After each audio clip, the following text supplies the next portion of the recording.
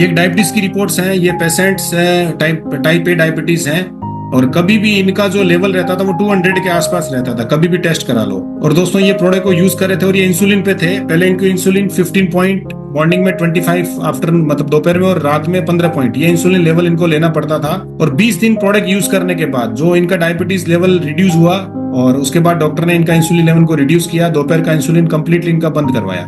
और 40 days use करने के बाद में और ज्यादा रिड्यूस हुआ। और इनकी आप रिपोर्ट भी दे सकते हैं। डायबिटीज शुगर पहली बार इनका 86 आया। और डायबिटीज पेशेंट का वेट जल्दी से गेन नहीं होता है, इनका लगभग 4 किलो के आसपास वेट भी गेन हुआ है। ये पूरी डॉक्टर की प्रिस्क्रिप्शन है, ब्लड टेस्ट रिपोर्ट्स है सारी इसमें।